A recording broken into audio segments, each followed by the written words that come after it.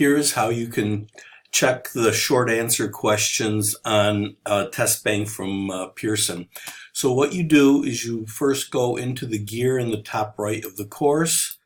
You go down to More. You go to Questions. And then over under Select the Category, you would pick the chapter. I'm going to pick Chapter 4.